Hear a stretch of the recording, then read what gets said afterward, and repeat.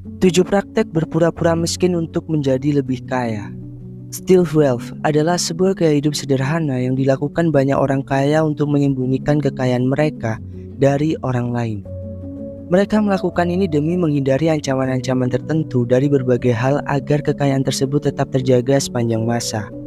Sayangnya, kebanyakan dari kita, para kaum pas-pasan dan kaum menengah, malah melakukan hal-hal sebaliknya yang gak dilakukan oleh orang kaya yang menerapkan stealth wealth ini. Kita malah melakukan hal-hal yang justru secara terang-terangan hidup dengan memperlihatkan apa yang kita punya. Kita tahu bahwa semakin buruknya dampak yang ditimbulkan sosial media, dari mulai orang-orang yang flexing dan pamer harta, teman yang posting punya barang-barang baru, liburan ke tempat yang mahal, mempunyai rumah mewah, dan masih banyak contoh lainnya. Yang belum tentu semuanya itu adalah milik mereka. Bisa aja di dalamnya banyak sekali titik hitam yang gak terlihat, seperti mereka beli barang-barang tersebut pakai uang yang gak mereka punya, pinjol, pay letter, kartu kredit, uang dari orang tua, bisnis dari orang tua, dan masih banyak lagi. Dan mirisnya, kegiatan pamer harta di sosial media itu semua terkadang dijadikan sebagai target pencapaian orang lain, bahwa untuk bisa dikatakan sukses, mereka harus bisa juga melakukan hal itu. Yang ada, akhirnya kebanyakan orang memaksakan untuk memiliki barang hanya untuk terlihat oleh orang lain, untuk mengejar validasi dari orang lain, bahkan dengan menghalalkan segala cara. Jemput gebetannya pakai mobil yang dia sewa, ketemu tongkrongan pamer iPhone baru tapi masih kredit, dan masih banyak lagi. Namun di video kali ini kita akan bahas apa jadinya jika orang yang beneran kaya sebenarnya justru nggak melakukan apa yang udah gue sebutin tadi. Mereka justru melakukan konsep hidup stealth wealth dengan menyembunyikan kekayaan yang mereka punya. Konsep ini bisa kita tiru terutama untuk orang-orang yang mulai membangun kekayaan mereka. Semua hal ini bisa kita praktekkan demi menuju kekayaan yang lebih tinggi lagi dan mengikuti gaya hidup orang kaya yang sebenarnya. Berpura-pura miskin, tapi sebenarnya dibalik dari itu semua kita sedang membangun tingkat kekayaan yang lebih tinggi. Lalu sekarang pertanyaannya, bagaimana orang-orang kaya itu mempraktekkan konsep stealth wealth ini? Kita akan bahas 7 praktek berpura-pura miskin. Tonton videonya sampai habis supaya lo bisa dapetin keseluruhan insight-nya. Praktek yang pertama adalah merayakan ketidaktampakan. Apakah ada teman-teman di sini ketika dulu di masa sekolah pernah ngerasa awkward ketika berjalan sendirian, ketika makan di kantin sendirian, ketika mengerjakan sesuatu sendirian? Lu ngerasa aneh karena lu khawatir orang sekitar lu akan melihat lu seperti pecundang, tidak punya teman untuk diajak berkegiatan. Dalam tumbuh kembang gua pernah merasakan seperti itu. Tapi beranjak 10 tahun kemudian gua sadari semua pola pikir itu berubah. Semakin dewasa gua menikmati kesendirian, menikmati rasanya makan sendiri, pergi ke tempat-tempat tertentu sendirian, jalan di keramaian sendirian. Tapi kenapa dulu kita merasakan takut, merasa aneh, merasa ada yang salah ketika berjalan di keramaian sendirian? Yang terjadi adalah jauh di dalam lubuk hati kita, sebenarnya kita nggak mau orang lain ngeliat kita sebagai pecundang, karena nggak punya teman, karena berjalan sendirian, makan berkegiatan sendirian. Tapi semakin dewasa, lu akan menemukan titik bahwa ternyata orang-orang pun sebenarnya nggak peduli sama apa yang kita lakukan. Mereka nggak benar-benar memperhatikan kita. Nah, poinnya di sini adalah ketika lu sedang menerapkan konsep hidup berpura-pura miskin, satu hal yang lu perlu tanamkan adalah bahwa mereka, orang-orang di luar sana, itu sebenarnya nggak peduli apa yang sedang kita lakukan. Mereka nggak benar-benar memperhatikan kita sehingga membeli, memakai, menggunakan barang-barang branded untuk mengesankan orang lain itu jadi nggak ada artinya. Ketika menerapkan konsep ini, kita bukanlah orang yang sedang mengemis perhatian, kita adalah orang yang sedang membangun kekayaan. Jadi buat apa mengeluarkan uang untuk keperluan attention, untuk validasi oleh orang lain? Lebih baik bersembunyi, menikmati ketidaktampakan. Lebih baik bersembunyi, menikmati ketidaktampakan sendirian dan diam-diam membangun kekayaan. Praktik yang kedua untuk membangun kekayaan secara diam-diam adalah membangun hubungan yang kuat dengan sesama. membahas poin pertama di mana kita harus mulai hidup merayakan ketidaktampakan. Bukan berarti kita harus menjauhi orang-orang, bukan berarti kita nggak membangun hubungan baik dengan orang lain. Justru inilah bagian yang cukup penting. Memiliki hubungan yang baik yang kuat dengan orang sekitar seperti keluarga, teman, sahabat, saudara bisa menimbulkan rasa kepercayaan. Dari sini lo jadi tahu mana yang benar-benar orang yang lo sayangi, yang lo kasihi. Mana orang-orang yang benar-benar peduli dengan lo, yang menerima lo dalam hidup seperti apapun. Dengan mengerti pola ini, mengerti siapa orang yang penting dalam hidup kita, lo jadi gak perlu khawatir dan lebih mudah mengabaikan orang lain yang gak penting dalam hidup lo. Ilustrasinya seperti ini. Ketika lo ngerasa bahwa ada orang yang ngeremehin lo dengan beberapa hal yang sedang lo usahakan, misal tentang pekerjaan, bisnis, usaha, intinya dalam hal mencari uang, lo nggak lagi terfokus dengan cacian yang mereka lontarkan. Lo hanya fokus pada orang-orang yang menghargai lo, orang-orang yang peduli dan yang menyayangi diri lo sepenuhnya tanpa mempertanyakan siapa diri lo. Dan ketika itu sudah mulai lo praktekkan, lo akan lebih maksimal dalam mengerjakan sesuatu tanpa peduli apa kata orang lain. Jadi mulai dari sini lo bisa membangun kekayaan secara diam-diam dan terus mengerjakan hal-hal yang menurut lo worth it untuk dikerjakan demi masa depan hidup lo dan orang-orang yang lo sayang. Praktek yang ketiga berpura-pura miskin selanjutnya adalah berhati-hati ketika membicarakan tentang uang, terutama orang yang baru kita temui dan belum terlalu kenal. Uang adalah salah satu topik yang paling sensitif di dalam kehidupan seseorang, dan kita nggak pernah tahu bagaimana orang-orang itu mendapatkan uang. Menaruh rasa hormat dan tetap berhati-hati ketika berbicara tentang uang adalah praktek yang harus dilakukan ketika menerapkan konsep stealth wealth. Ketika berbicara tentang uang, kebanyakan orang tidak belajar latar belakang lawan bicara mereka. Ketika beberapa orang bilang mempunyai rumah, mempunyai harta kekayaan, dan beberapa kekayaan lainnya, dengan orang yang lawan bicaranya mempunyai keadaan yang berbalik, seperti mereka harus bayar sewa rumah, bayar kos-kosan, makan susah, itu bikin orang-orang di garis menengah merasa tidak nyaman. Selain itu, orang tersebut menjadi punya pandangan berbeda dengan si kaya ini. Bukan tidak mungkin ketika ke depan terjadi sesuatu dalam kehidupan dia, orang yang akan direpotkan adalah si kaya ini.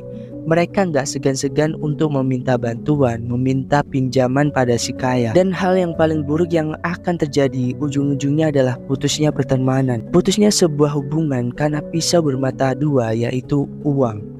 Membantu orang itu baik, tapi konsep stealth wealth bukan tentang kita membangun kekayaan hanya untuk membantu orang lain, tapi tentang menjaga kekayaan dari hubungan-hubungan pertemanan seperti ini. Pasti semua orang pada akhirnya punya penyesalan ketika sudah membantu beberapa orang yang dipercayainya. Karena hal ini, kita harus mulai berhati-hati dalam membicarakan tentang uang. Praktek yang keempat dalam keberhasilan menerapkan konsep berpura-pura miskin adalah jangan pernah membahas tentang perjalanan liburan terbaru kita. Menurut Richard Easterling, salah satu profesor di UPenn, menciptakan sebuah paradoks yang dinamai Easterling Paradox. Beliau bilang bahwa pada suatu saat kebahagiaan bervariasi secara pendapatan yang kita miliki. Namun kebahagiaan tidak akan kita dapatkan seiring pendapatan yang terus meningkat. Efeknya pada fenomena ini adalah manusia ke depan ketika memiliki sebuah penghasilan atau kekayaan bukan lagi fokus tentang dirinya sendiri seperti seberapa banyak harta yang sudah dia kumpulkan, tapi lebih cenderung membandingkan dirinya dengan orang lain, seperti sebanyak apa selisih hartaku dengan orang ini. Kecenderungan ini memungkinkan kita untuk terus hidup tidak nyaman karena terus membanding-bandingkan hidup dengan orang lain, membanding-bandingkan kekayaan dengan orang lain. Dengan tidak menceritakan tentang perjalanan liburan mewah kita, itu adalah sebuah contoh ilustrasi bahwa kita nggak perlu menceritakan hal-hal mewah yang terjadi dalam hidup kita. Karena ketika kita merasa super power terhadap orang lain karena bisa memiliki kekayaan lebih, kesombongan itu sedikit demi sedikit menggerogoti kita. Dan ketika sudah tiba waktunya kita jatuh, kekayaan kita turun. Bayangin betapa ketakutannya kita dilihat orang-orang nanti seperti pecundang yang mulai miskin, yang dulunya hidup berglamor harta. Menakutkan bukan? Dari poin ini kita jadi belajar bahwa menyimpan semuanya sendirian itu bikin kita lebih menikmati ketidaktampakan dan bisa lebih fokus untuk terus maju membangun kekayaan. Praktik yang kelima yang selanjutnya dalam berpura-pura miskin adalah dengan tidak perlu mengenakan, memakai, menggunakan barang-barang mewah di depan umum.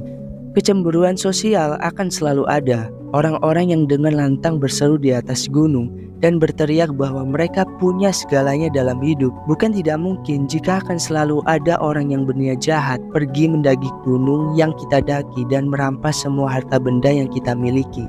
Ilustrasi ini menjadikan kita sebagai seseorang yang seharusnya paham bahwa dengan menggunakan, memakai, mengenakan barang-barang yang terlihat mewah itu mengundang kecemburuan sosial. Apakah lo masih berpikir itu akan mengesankan banyak orang? Jangan senang dulu karena banyak titik hitam yang kita dapat ketika melakukan kegiatan pamer-pamer ini. Faktanya, orang-orang di sekitar lo nggak peduli sama apa yang lo pakai, apa yang lo gunakan. Mereka hanya peduli bagaimana mereka bisa merampas itu semua dari kita. Dari sekian persen orang yang peduli, kebanyakan sisanya hanya ingin punya niat jahat untuk merampas itu semua.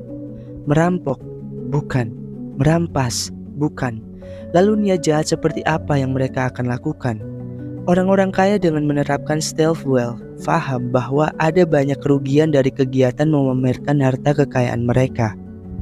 Salah satunya terampasnya kesetaraan sosial kita terhadap orang lain. Bayangin lo adalah orang kaya di suatu wilayah dan di sekitar lo adalah orang-orang yang hidup rata-rata orang biasanya. Lalu apakah lo masih berpikir mereka mau berteman dengan lo? Enggak. Sepertinya sangat sulit buat mengatakan itu karena mereka pasti punya kepentingan tersendiri untuk memanfaatkan kekayaan yang lo punya. Lo akan tahu beberapa kelicikan dan kebusukan orang-orang yang tidak sepenuh hati berteman dengan lo ketika lo sampai di titik paling susah dalam hidup lo. Lo bahkan gak tahu harus minta tolong ke siapa lagi karena sebegitu mirisnya fakta orang-orang seperti ini yang berusaha dihindari oleh orang-orang yang fokus dengan gaya hidup stealth wealth. Praktik yang keenam yang selanjutnya dalam berpura-pura miskin adalah menghindari tempat-tempat yang mendorong inflasi gaya hidup. Orang-orang kaya cenderung akan mempunyai kebebasan memilih gaya hidup sesuai keinginan. Mereka berteman dengan orang-orang kaya lainnya yang menghabiskan banyak uang untuk hanya sekali makan malam. Tapi orang kaya sebenarnya yang menerapkan konsep stealth wealth, mereka tidak melakukan itu. Mereka cenderung memilih gaya hidup sesuai dengan strategi kekayaan yang ingin mereka capai. Makanya gak jarang akan ada banyak orang yang menutupi berapa penghasilan, berapa jumlah aset, berapa total kekayaan mereka dari orang-orang lain. Karena mereka ingin mereka tetap relevan dengan orang-orang yang hidup rata-rata. Dengan melakukan ini semua, mereka bebas berinteraksi kepada siapapun yang mereka mau. Mereka bisa berhemat jutaan rupiah dengan hanya memilih gaya hidup sederhana seperti orang-orang lainnya. Pada poin ini, hal yang masih relevan buat kita sendiri adalah mulai berhenti pergi ke tempat-tempat dengan gaya hidup fantastis yang jauh dari penghasilan kita.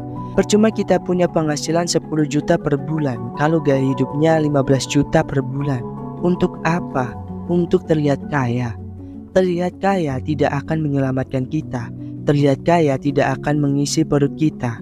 Perlu nggak makan dari hasil validasi orang-orang. Jadi penting banget buat kita memilih gaya hidup sesuai dengan penghasilan. Jangan sampai apa yang kita lakukan dalam hidup dengan penghasilan yang kita miliki berasa nggak ada artinya. Karena kita selalu hidup dari siklus gaji ke gaji. Dengan seperti ini, kita jadi susah buat mengumpulkan kekayaan. Praktek yang ketujuh yang selanjutnya dalam berpura-pura miskin adalah mengidentifikasi pengeluaran. Dalam dunia yang bisa bikin kita mendatangkan barang ke rumah kita dengan hanya lewat layar smartphone, bikin kita selalu ngerasa superior dan lupa akan pengeluaran yang sudah kita habiskan. Marketplace, pinjol, paylater adalah salah satu momok aplikasi perampas kekayaan sesungguhnya kalau kita nggak bisa menggunakan itu dengan bijak. Orang-orang kaya dengan menerapkan konsep stealth wealth, mereka paham bagaimana mereka membelanjakan uang mereka untuk keperluan dan kebutuhan dalam hidup, bukan karena membelanjakan uang berdasarkan kemauan. Mereka bahkan menggunakan uang mereka untuk melipat gandakan kekayaan dengan berinvestasi di berbagai instrumen supaya uang mereka berguna. Di zaman sekarang, orang dengan hidup serba pas-pasan justru malah terjebak dengan kondisi ini. Gak sedikit orang yang gak bisa bayar pinjaman online karena nuruti kemauan mereka beli barang-barang yang sebenarnya gak mereka butuhkan. Mereka buta sama isi hati mereka tentang kebutuhan dan keinginan. Makanya yang sering terjebak di situasi ini adalah orang-orang kelas menengah yang merasa punya gajian punya uang, lalu mereka bebas membelanjakan apa saja. Mulai sekarang kita harus bisa menerapkan konsep style wealth ini dengan tahu apa yang kita butuhkan dalam hidup, bukan apa yang kita inginkan. Mulailah mengidentifikasi, mencatat barang-barang yang kalian butuhin untuk keperluan hidup kalian. Beli seefektif mungkin dengan memilih barang berkualitas, meskipun mahal sekalipun. Itu akan lebih baik dibanding beli barang yang murah tapi nggak berkualitas dan pada akhirnya harus beli barang-barang itu berkali-kali. Mulai melek finansial dengan menyisihkan uang lebih untuk keperluan menabung dan berinvestasi. Biarkan kita terlihat miskin dan kere. Biar orang-orang yang merendahkan kita kemakan sama perilaku berpura-pura miskin yang sedang kita terapkan. Hingga sampai pada akhirnya kita bisa punya finansial yang lebih baik di masa depan dibanding orang-orang lain. Nah, itu tadi adalah 7 praktik dalam menerapkan konsep hidup berpura-pura miskin atau style wealth.